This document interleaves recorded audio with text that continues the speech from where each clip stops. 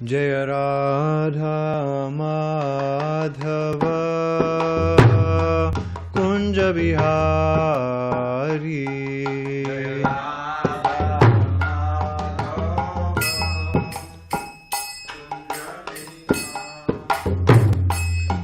Jaya Radha Madhava Kunja Bihari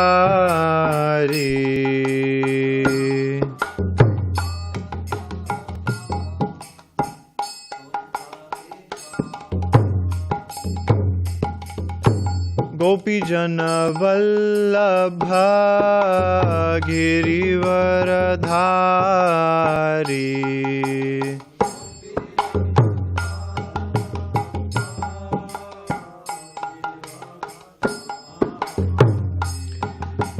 Gopi Jana Vallabha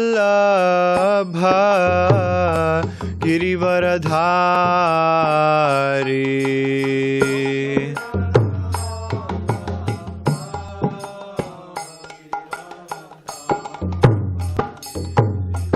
Yashodanandana Vraja Janaranjana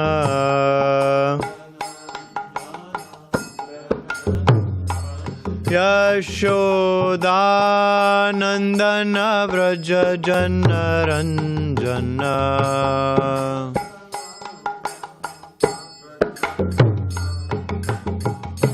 Yamunatira Vanachari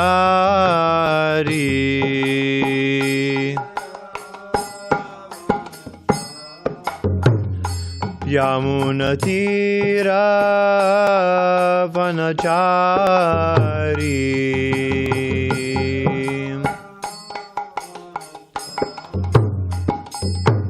Jaya Radha Madhava Kunja Bihari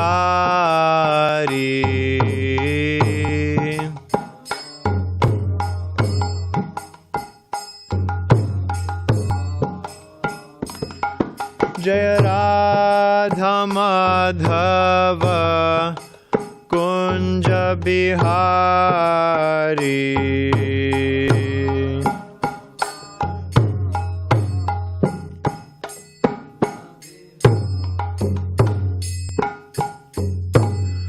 Om Namo Bhagavate Vasudevaya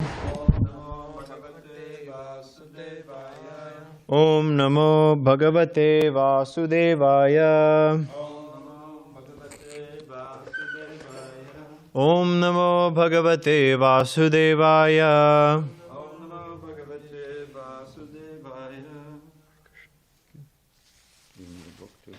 Yes. Sankarshan, could you get the book?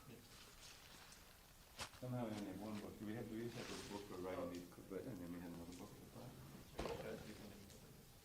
Oh, he's writing the verse? Well, that's inconvenient. I mean, I could just put it on my phone. Yes. It'd take me a second.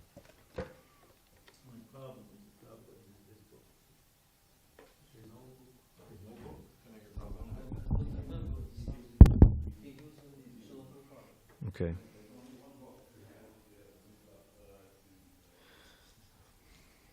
I saw somewhere, but I don't remember where. I think it's in the Pujari room.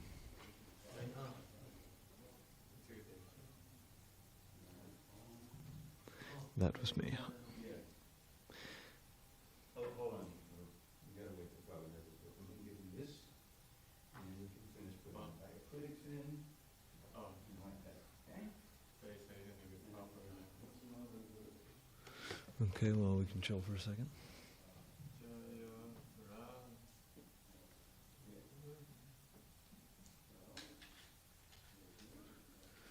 Okay.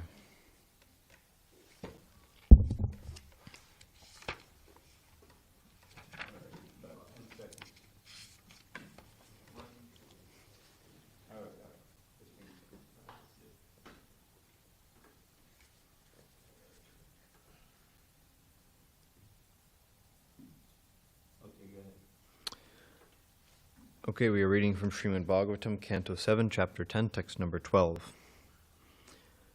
Katha Madhya Jushamanaha priyas tvam aveshya mam atmani santam ekam sarveshu bhuteshu adhyagnyam isham yajasva yogena cha karma hinvan kathamadiya jushamana priyastvam aveshamāmatmani santamekam sarveshu bhuteshvadhyajñamisham yajasva yogena cha karma hinvan kathamadiya jushamana priyastvam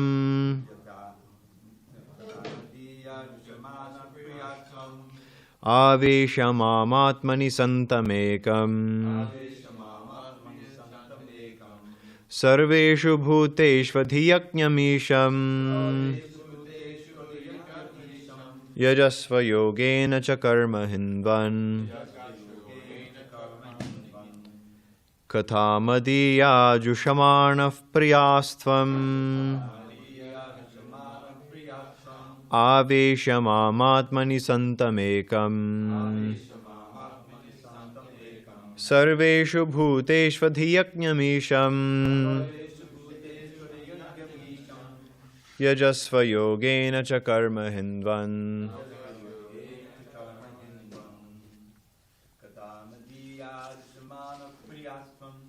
kathamadiya jushamana priyastvam Mamatmani santamekam sarveshu buddheshvadhyajñamisham yajasva yogeshvadi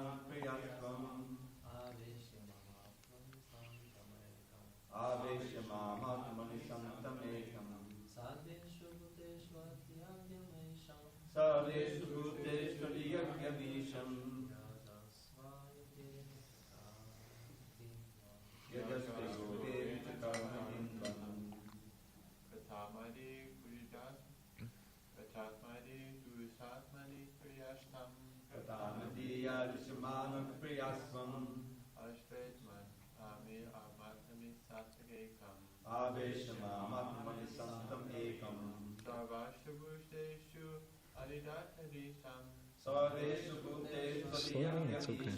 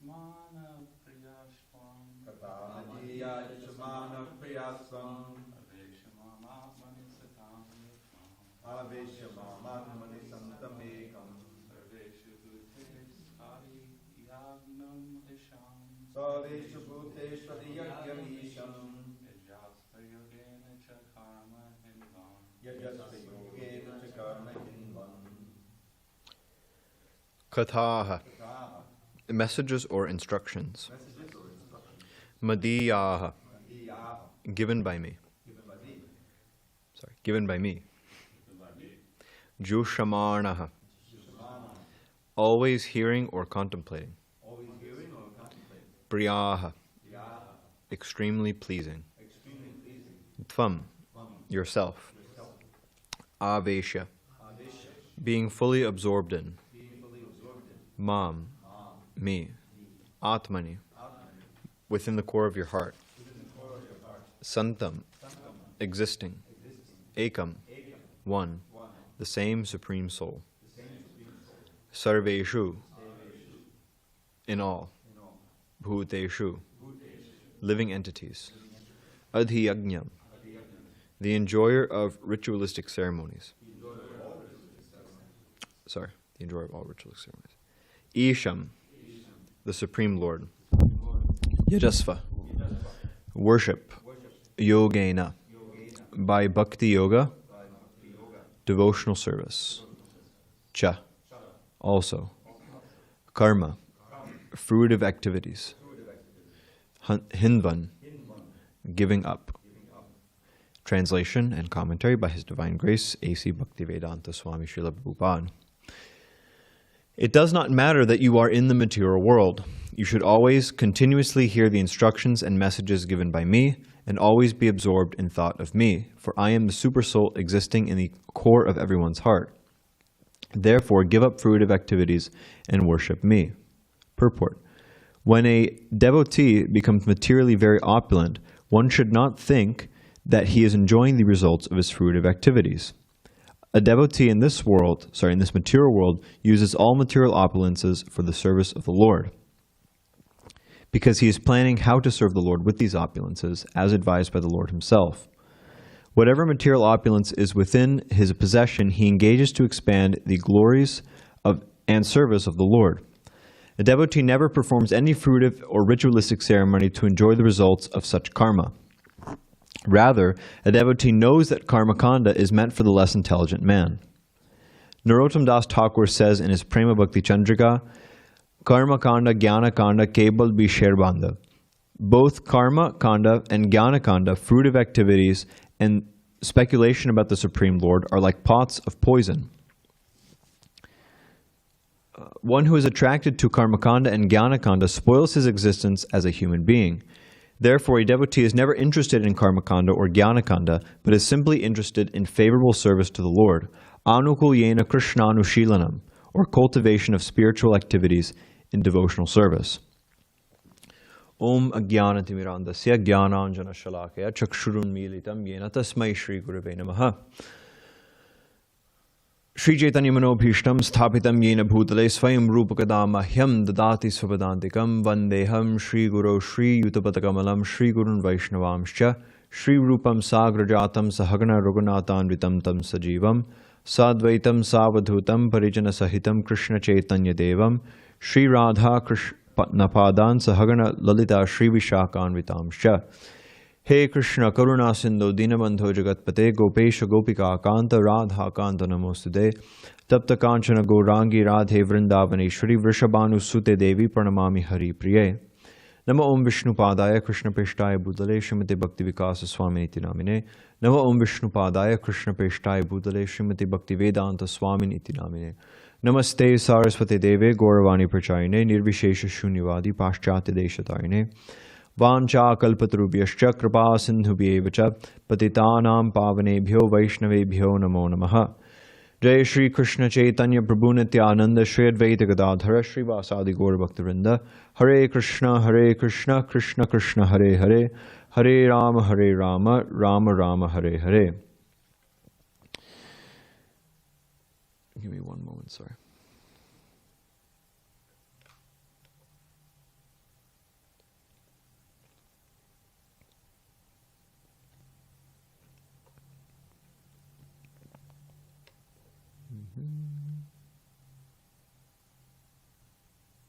Yes, okay.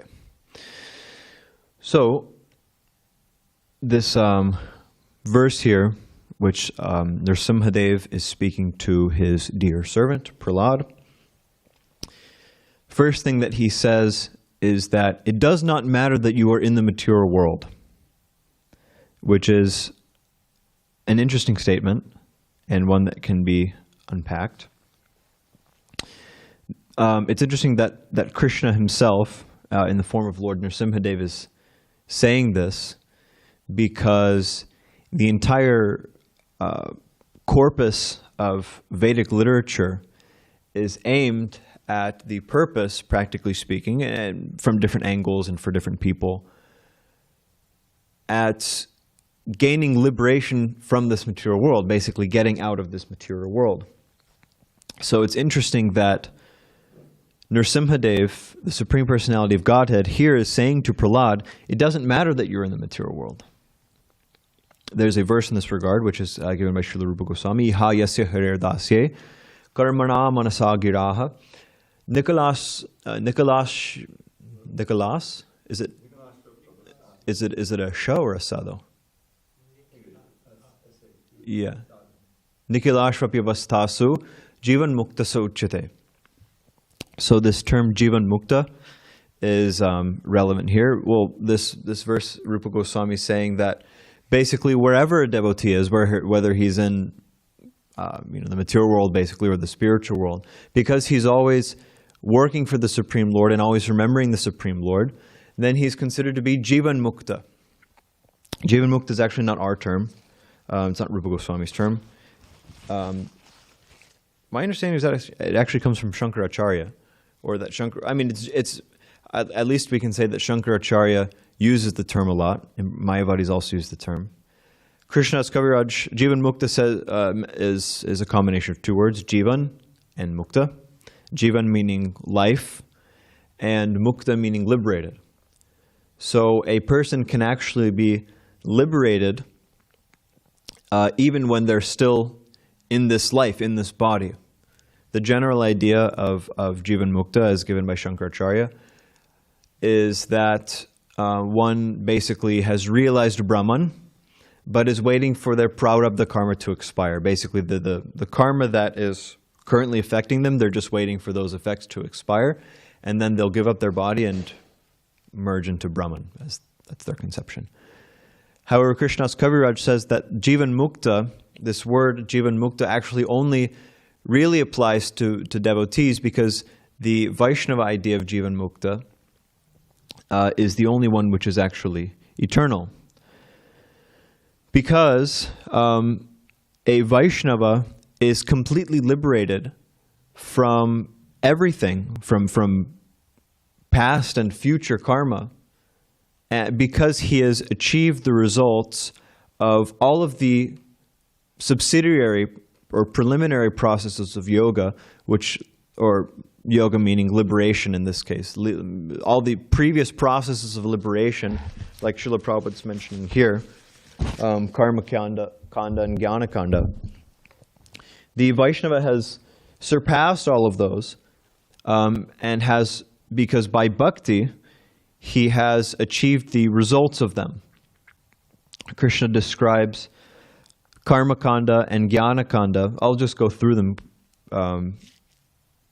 relatively briefly, I think, in the Bhagavad Gita. And ultimately he describes to Arjuna how one who is engaged in bhakti actually transcends these things. So the first path that he describes in Bhagavad Gita is sakama karma yoga.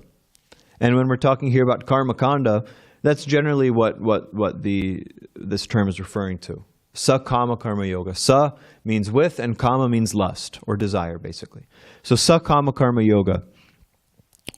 Krishna is speaking in response to Arjuna in the first chapter. He says, Kim no rajena govinda, kim bhoger jivitena va. Yesha marte kangshitam no rajam bhoga sukanicha. He says, how can we enjoy, or what kind of enjoyment will fighting bring if all of those who for whom we desire enjoyment, or with whom we desire to enjoy, are dead? And Krishna responds, he says, Yadrichaya chopapannam svargadvaram apavratam. That, and then he says, Sukhina kshatriya partha. What's the last line? Actually, I have. Lavante yuddham idrasham. I started putting my verses in my notes now, so I can remember them. Labante yuddham idrasham. So he says, Yadrichaya chopapannam. That which is, he's this opportunity now has come of its own accord. And by taking this opportunity for fighting, he says, you should be Sukhina Kshatriya Partha. He says, happy are the Kshatriyas for whom the opportunity to fight has come of its own accord. Because by doing that, Svargam Dwaram Apavratam, the doors to the heavenly planets have opened. So here he's speaking about Sakama Karma Yoga, that Kshatriyas within the Karmakanda system, by doing their prescribed duties, and this is the general principle, by doing one's prescribed duty, the doors for heavenly enjoyment open. So the result of Sakama Karma Yoga is basically that one attains heavenly enjoyment. And in terms of the path of liberation, by performing Sakama Karma Yoga, one becomes free from sinful reaction because they're performing their prescribed duties. It's for the sake of enjoyment, but they're performing their prescribed duties. Therefore, they become free from sinful reaction. They're performing some kind of upasana, some kind of worship, and they're within the realm of Vedic literature. So therefore, they become purified. So when knowledge increases by this purification, they get knowledge. They become frustrated, really, and they search out some kind of knowledge. And then they perform what Krishna describes as Nishkama Karma Yoga. And in the second chapter also Krishna says, Yoga sta kuru karmani, sangam tyaktva dhananjaya, siddhya siddhyo samo bhutva, samatvam yogam uchyate. And so this is Krishna's introduction of Nishkama Karma Yoga. So now one is given up the desire for, or the overt desire for sense gratification, and is now acting for some kind of spiritual objective. And he says, Yoga sta kuru karmani. You stay in this,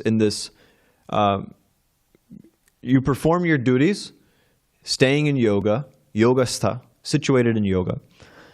And don't be worried about, he says, give up the attachment for the sangyam taktva dhananjaya. Give up attachment basically for the fruits of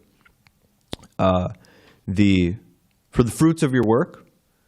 Siddhya siddho samo buddha, and just be satisfied in perfection or in gain and loss.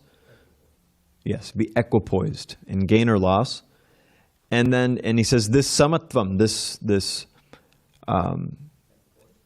this equanimity is referred to as yoga. So this yoga is Nishkama Karma Yoga. So one performs Nishkama Karma Yoga for what purpose? Because one is still attached to work. One is still attached to work. So therefore he has to continue working, but he sees his work. He gives up the fruit of his work because he's nishkama. He doesn't desire the fruit, or he does. Perhaps he does desire the fruit, but he's aiming at a higher purpose. So karma yoga literally means his connection is work. Yoga means connection. Karma means work. So one is attached to work. So their work becomes their connection to Krishna. Then Srila Prabhupada says that when karma increases in knowledge and renunciation, it becomes jnana yoga. So jnana yoga means that one's connection is knowledge. So in jnana yoga, Krishna describes basically 2 degrees of jnana yoga. He describes one jnani who still performs work. Basically, he's an advanced nishkama karma yogi. So he performs work, but he specifically performs those sacrifices which result in atmagyan, which result in knowledge. And that he performs not because he's attached to work, but because he's attached to knowledge. So he performs work to get knowledge. When his knowledge increases sufficiently, and he's situated in knowledge, then he doesn't have to perform any work. He can give up that work. And then Srila Prabhupada says that when jnana yoga increases in meditation, then it becomes dhyana yoga. And Krishna describes also two degrees of dhyana yoga. Yoga rukshu and yoga rudha.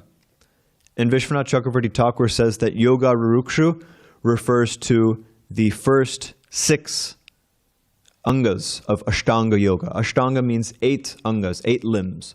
So Ashtanga yoga or dhyana yoga has 8 limbs. Yama, niyama, accepting that which is favorable, rejecting that which is unfavorable. Asana, different poses, pranayama, controlling the breath, pratyahara, ceasing this sense activity, and basically turning the senses inward, dharana, or meditation. Oh yeah, sorry, concentration, dharana, you become concentrated. I'm missing one though. But that's only yama, niyama, asana, pranayama, pratyahara. Okay, so I just miscounted on my fingers. And then so that's yoga rurukshu. Those are the beginning stages of yoga. And all of those Krishna says, Krishna actually describes them as karma, as fruitive. Why? Because this is in Srila Prabhupada's purport. Baladev Vidyabhushan actually gives a different idea, but Srila Prabhupada says that these are referred to as fruitive activity. Why? Because they're for the purpose of becoming purified, fully purified. So by these things, one becomes fully purified of all material desires. So that's like the negative. And then one comes to the neutral platform, and then by dhyana and samadhi, or yoga rudha, then one is actually meditating, actively cultivating spiritual life. Meditating on Krishna as the Paramatma. So, yes, and then by the practice of dhyana and samadhi, when one sufficiently perfects that, then he can see Paramatma everywhere, in everyone, everywhere within himself, and he has that darshan. And then by having that darshan of Paramatma, then one develops bhakti, because he sees the Supreme Lord, he realizes that the Supreme Lord is a person, he's not just the impersonal Brahman, and he desires to serve him. And so therefore, Ashtanga Yoga or Dhyana Yoga leads to bhakti. So this brings up a question, because it's mentioned in this purport, this quote from Narottam Das Thakur, Karma Kanda, Jnana Kanda, Kevala Vishar Banda. He says that Karma Kanda and Jnana Kanda are like pots of poison. So why are they referred to as pots of poison if they're paths which lead one to bhakti? Say again? Yes, you can get hung up on them. There's a nice verse in this regard which sums up this quite nicely in the Srimad Bhagavatam. Naishkarmyam apyuchuta bhavavarjatam nashobhate jnanam alam niranjanam kutav punash shashvada bhadramishware karmapyekam nacharpatam karma yadapyakaranam. I was confusing a verse from Gita Mahatmya. Nacharpatam karma yadapyakaranam. It says that the freedom from karma, naishkarmya, this basically he's saying jnana yoga, is so, actually Srila Prabhupada in his translation, he says it's ugly. Why is it ugly? Because it's devoid of this idea of personality, of Krishna's personality. And it's also extremely difficult to perform. That's another thing. It's extremely difficult to perform. And even then you perform all this difficult activity, and what do you realize? You don't even realize a full conception of Krishna. So therefore, it says it's ugly. It's not very desirable. And then it says, what to speak of karma? If naishkarmya is ugly, then what to speak of karma? Karma is even worse, because you're performing all of these activities and you don't even get there. You don't even get to a preliminary idea of Krishna. So therefore, this idea comes that these paths of karma and jnana and yoga also. Yoga is another thing, which I'll talk about it a little more later. I have a verse also for that. If these paths, which are so difficult to follow, and don't even get one to a actual conception of spiritual life, an actual conception of Krishna, they're so difficult. And if there's an alternative, if there's a direct path, Like for instance, if you're in a building that's on fire, and there's, you can just go out the window and there's the fire escape right there. You just walk down the fire escape. That's it. And you're out of the building. But instead you say, no, I'm going to take the stairs. I'm going to go, I'm going to leave my apartment. I'm going to go down the hall. I'm going to get to the staircase. I'm going to go all the way down the stairs like this, and then I'm going to go through the, reception, and then I'll, go out the front door. Versus you could just jump out your window and walk straight down the face of the building and you're out. It doesn't make any sense. And along the way, who knows? Maybe you walk down the hall and the ceiling collapses. Or maybe you're walking down the staircase and, who knows what'll happen. There's so much potential for obstacles along the way. Therefore, you say to a person who's doing such a thing that it's suicidal. You're killing yourself. Of course, they're saying, "Well, hey, I'm getting out of the building," but you say, "But there's a direct path right there. Therefore, going the indirect path, practically speaking, is killing yourself."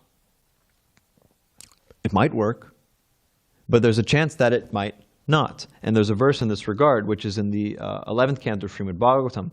Prayashav pundarikaksha yunjato yogino manaha vishidantya samadhanam mano nigraha karshataha. O lotus-eyed Lord, generally those yogis who try to steady the mind experience frustration because of their inability to perfect the state of trance. Thus they vary in their attempt to bring the mind under control. It's a very difficult path. Most people, and there's also this verse, I just thought of it now. That's one. But I was thinking of, my God, I can't believe I'm forgetting it now. Of Vishuddha Buddhaya. It doesn't start with that, but it talks about the, I'm just forgetting, if I remember the first line. Avishuddha Buddhaya. Aruhya Kritrena Param. What's the first line? I think when I forget verses, you.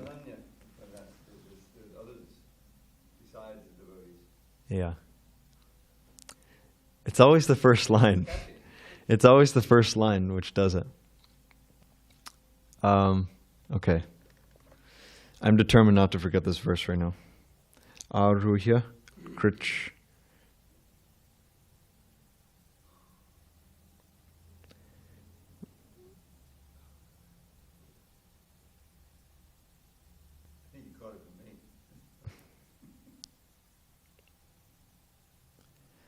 Okay, now this isn't working.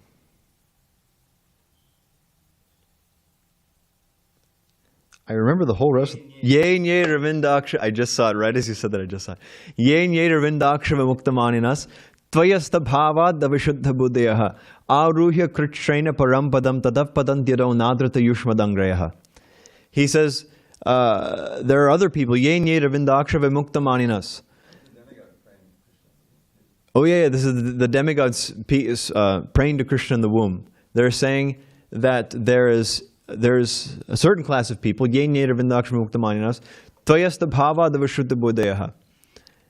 think that they are on the topmost platform of knowledge, but they're averse to your lotus feet. And therefore, they think that they're liberated, but their intelligence is impure. Yeah, tvayasta bhava avishuddha aruhya kritrena parampadam tada.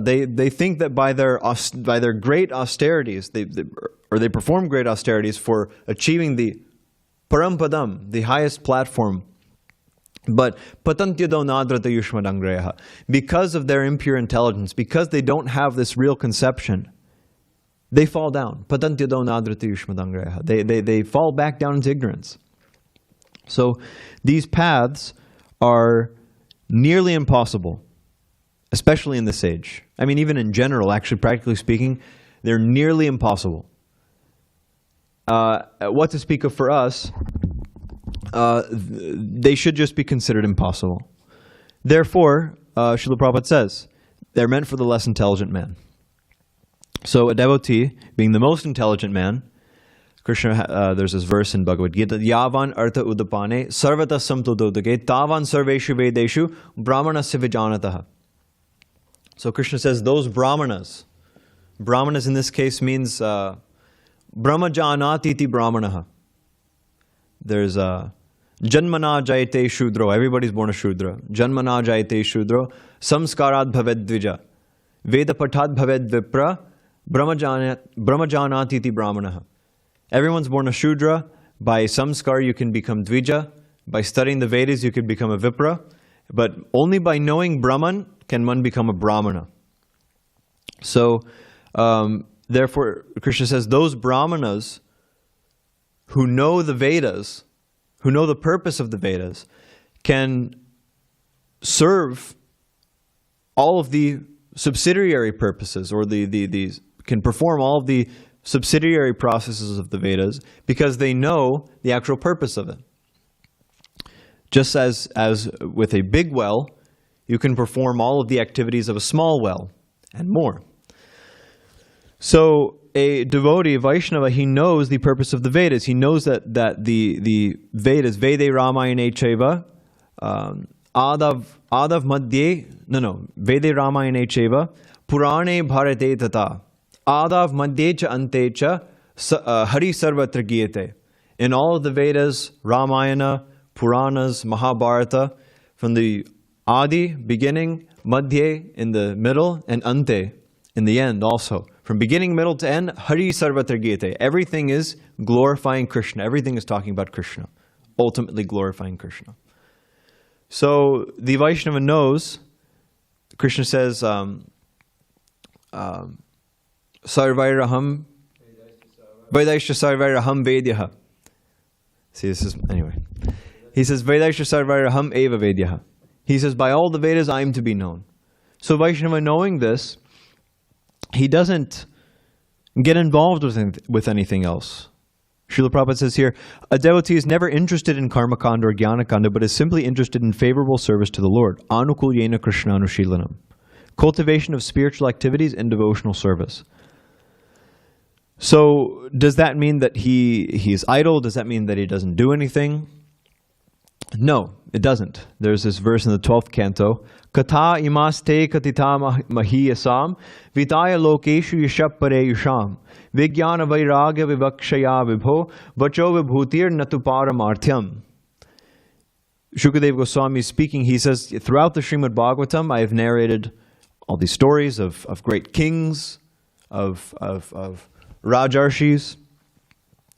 But he said, my purpose wasn't to teach politics, or my purpose wasn't just to tell nice stories. My purpose was actually to teach, he says, Vijnana Vairagya Vivakshaya Vibho. My purpose was to teach you knowledge, Vijnana, and renunciation, which is an interesting point.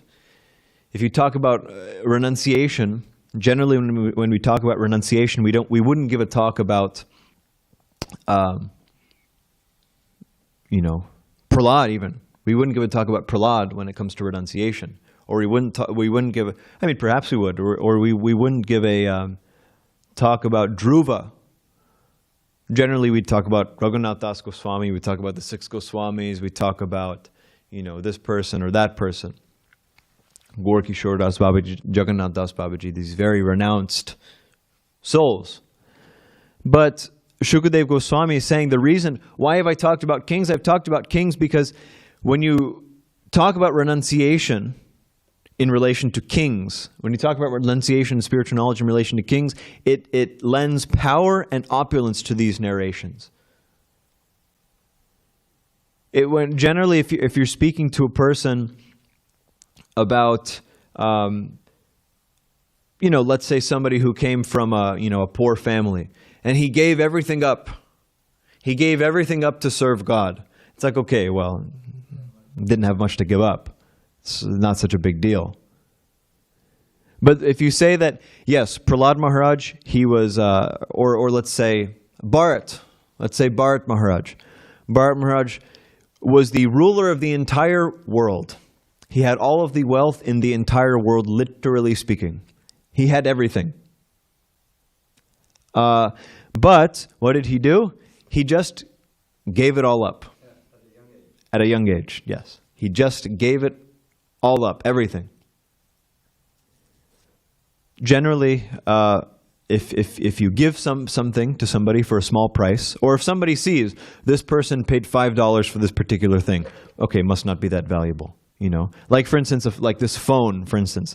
This phone, I think the materials in this phone don't cost very much. I think they cost, I don't have an exact number, but I've heard something around maybe like $10, the silicone and everything like that. But I don't know how much this phone costs. I didn't pay for it. It is an iPhone. But they cost sometimes upwards of $1,000. So the thing itself is not very valuable. But then when people are paying a lot of money, you see, okay, I want that thing, you know, this it must be a very valuable thing. There's some story in this regard. Anyway, I'm not going to remember it now. Srila Prabhupada tells a story in this regard. But yeah, if you see somebody paying a small price for something, you think, okay, it must not be very valuable. Generally, people when they go to the store, they see they see a carton of milk, and the carton of milk costs whatever, you know, small price. And they think, okay, it must be low quality milk. But a lot of the time they put the same milk in a different package. Actually the same milk from the same place in a different package. And they, you know, and the package has cows and a, you know, green pasture. And it says, you know, this or that on it, free range, this and that, organic. And it's the same milk, but it's in a different package and the price is higher. Therefore people think, wow, must be really nice milk, you know. And they buy it. So in the same way, Krishna consciousness, Krishna bhakti is the highest thing, the most valuable thing. Prema pumarto mahan. It's the greatest valuable thing ever. And so, therefore, Shukadeva Goswami narrates these stories of kings, because when you see that somebody paid a really high price, somebody gave up everything in the world for this thing, must be really valuable. So, this is especially seen when you have kings like Prahlada. Of course, Prahlada didn't give everything up, but he Narasimhadeva speaks to him in the last verse. He says, "My dear Prahlada, devotees like you never desire any kind of material opulence either in this life or the next." He says you don't desire it. He offered him everything, and he got. Yes, and of course, Narasimhadeva also offered him to give him anything, and Prahlada said, "Listen, I don't want anything. I just want to serve you." And he said, "In fact, I don't want anything. You can give me that benediction if you." Yeah. So the pure devotees, ones who the devotees who are experiencing pure love of Godhead, it doesn't matter whether they're in the material world or whether they're in the spiritual world. Prahlada says, "Naivo dvijay paradurati vaitaranyas." He says it doesn't matter to me. I'm not afraid of the material world. Narayana parasarve nakutaschana bibhyati svargapavarga narakeshu apitul yartha darshinaha. Devotee doesn't care whether he's in you know, Svarga, whether he's in Naraka, whether he's in, you know, Vaikuntha. It doesn't matter where he is as long as he can serve Krishna. So in the same way, Srila Prabhupada says here, when a devotee becomes materially very opulent, one should not think he's enjoying the results of his fruitive activities. A devotee in this material world uses all material opulences for the service of the Lord, because he is planning how to serve the Lord with these opulences as advised by the Lord himself. Narasimhadeva ordered Prahlada. He says, "I order you to enjoy the opulences of the demons in this material world, acting as their king until the end of the duration of time occupied by Manu." So Prahlada, he had just like unimaginable material opulence. I mean, to have just unimaginable material opulence for an unimaginable amount of time. But still, he remained completely detached from it. It's not that for one, it's not that he, you know, worked his rear end off to gain it. It's not that he spent his whole life, trying to, okay, let's do this, let's do that. I got to become the king, and I gotta focus in Gurukul so that I can learn the art of this and that. And no, what was he doing in Gurukul? He was meditating on Krishna, preaching to his classmates. His father asked him, what's the best thing you learned in Gurukul? He said, Shravanam Kirtanam Vishnu Smaranam Padasevanam Archanam Vandanam Dasyam Sakyamatmani Vedanam.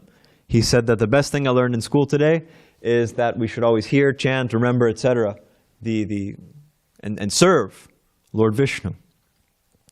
So, certainly, Prahlada Maharaja was not enjoying the fruits of his material activities, or the results of his fruitive activities. He performed no fruitive activities, because everything that he did, he was constantly absorbed. Prahlada is known as the paradigm, or the paragon of smarana, of remembrance. He is always absorbed in remembering Narasimhadeva, which is why he was protected. Narasimhadeva protected Prahlada because he was always absorbed in meditating on him. So Prahlada and any Vaishnava, pure Vaishnava, their opulence is not for just enjoying the fruits of their activities. Their opulence is for the service of the Lord. And so Narasimhadeva is ordered Prahlada in the last verse. He says, I order you to enjoy the opulences of the demons in this material world. By enjoy, he means, one thing is Narasimhadeva, he wants Prahlada to be comfortable, just like a father would like his son to be, comfortable. Prahlada's not asking for it. But he's basically giving him this opulence, and Prahlada is only going to use it for the service of the Lord. And Narasimhadeva is giving it to him. Of course, again, one reason is because he wants him to be comfortable. He wants to see that he's living nicely. And another reason is because he knows that he won't be bewildered. Mukunda basically gave the whole class on this yesterday, so I won't touch on it so much. But he knew that it wouldn't be a hindrance to his devotional service, and that it would actually help him. So that's something about this verse. I will stop there. Oh, actually, one thing. I forgot. I wrote this in my notes. I said a Vaishnava is a true Jnani because he knows everything. He knows what's what. He knows the difference between matter and spirit. A Vaishnava is a true Karmi also because he performs his material activities or his prescribed duties unfailingly for the service of the Lord. He's not lazy in the performance of his prescribed duties. So in that way, he is also the best Karmi.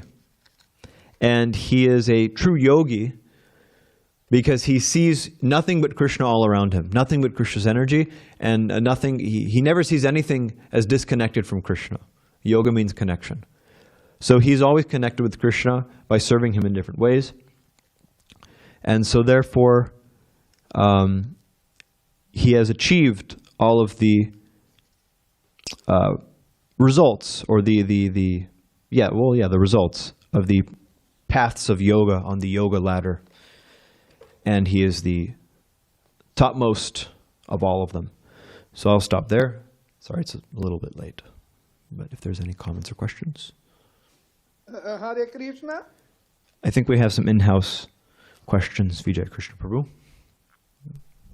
Thank you for the class. I have a question about when you spoke about that is Prema Pamartha Mahan, the topmost goal.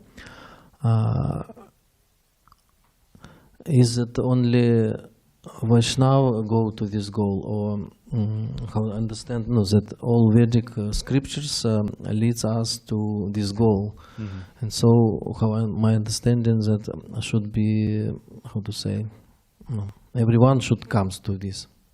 But we have only 4 these Vaishnava Sampradayas authorized. But what about others? They all time, misleaded by different, how to say,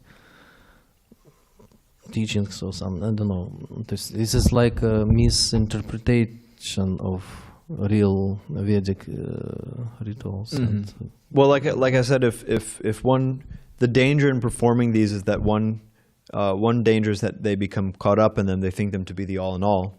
Like for instance, Gyanis, their general mood is that impersonal Gyan is the goal of the Vedas, and then you have like Purva Mimamsakas who think that Sukriti is the goal of the Vedas, who think that just, you know, and becoming pious and going to the heavenly planets is the goal of the Vedas.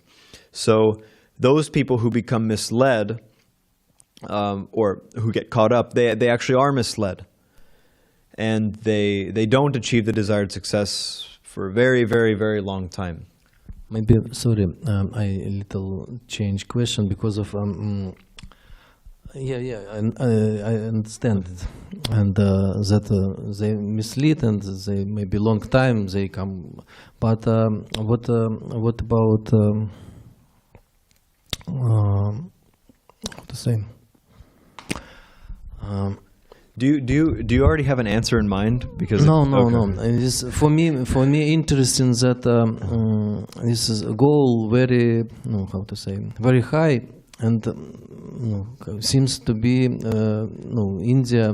They has so many different. I see. Okay, I see. And how to say? You're saying it seems it's very. There's only very few people who are actually practicing. Yeah, because of this is like very rare. No, I know that in scriptures is Sudurlabha Vaishnavas, and this is interesting point that different many things, but it leads to one only to devotional service, and this is how to say, like not understandable why this very obvious, but no one sees it.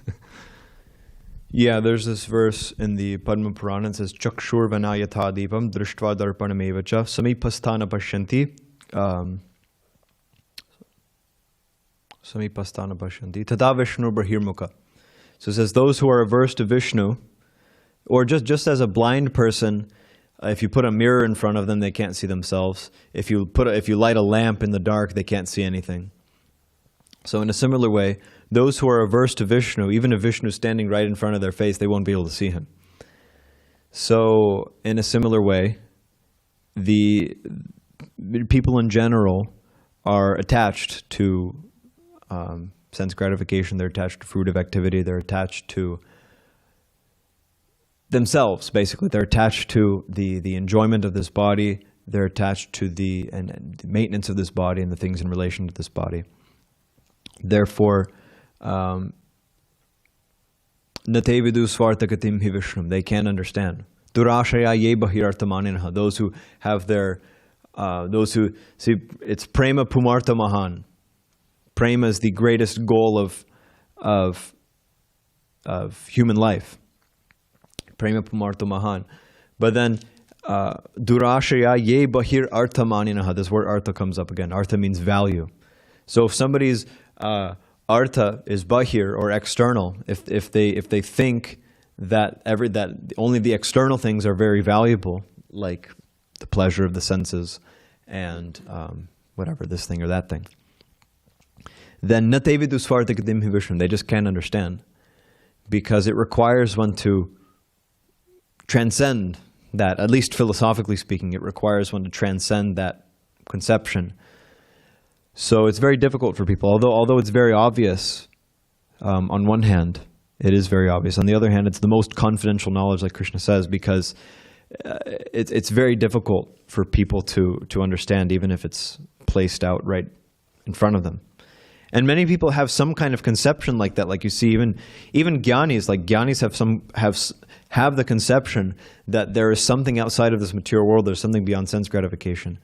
But you see, in their practical activities, many of them just can't really do anything with it, because without actual engagement in Krishna consciousness, it's very difficult to step out of that ahankar. Basically, that's what it is. to step out of one's desires to satisfy their own senses and satisfy the senses of their constituents. So. Also, a nice verse you quoted that if we thinking about that we are liberated, then we fall down, and how we can see so many people, it's like Gyani, they has this thing. They think they're liberated. They think they're They're liberated. very proud of it, which means they're not liberated. Yes. Just like we were hearing yesterday, that one who has wealth but is proud of it, then it should be seen that that's not the mercy of the Lord. So in the same way, if you have jnana and you're proud of it, or if you have mukti and you're proud of it, then you probably don't really have mukti.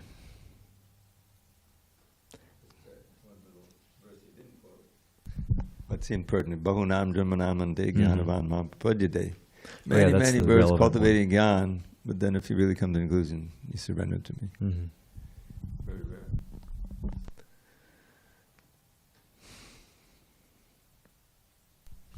The floor is yours. I was just wondering, so like Prahlada Maharaja approached, or like, the Lord wants to give all these benedictions to Prahlada Maharaja, but sometimes I guess you could say that, like, they say that 4 type of people come to Krishna, and they want to fulfill their desires, but after attaining, like, having Krishna, having some type of bhakti, eventually those desires will dissolve, but the Lord still fulfills those desires. Why is that? Sometimes. Yeah. Not all the time, sometimes.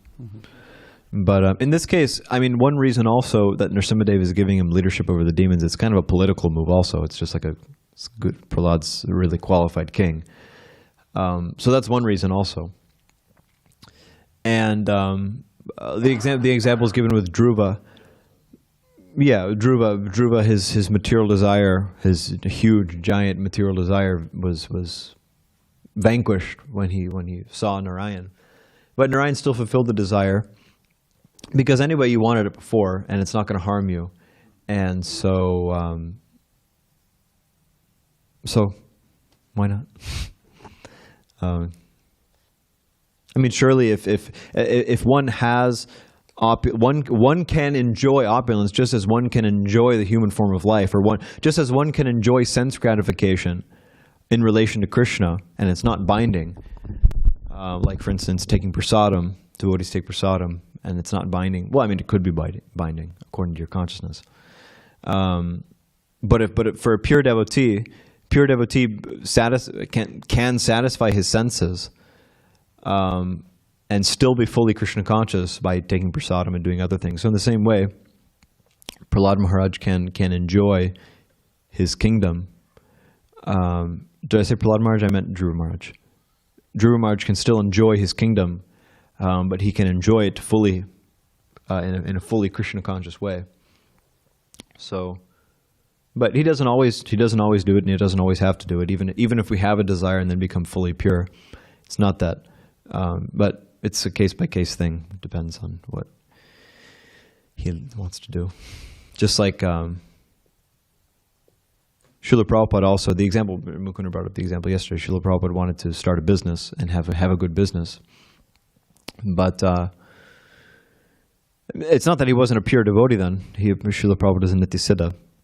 So it's not that he did it because he had a material desire, but Krishna had a different plan, that's it.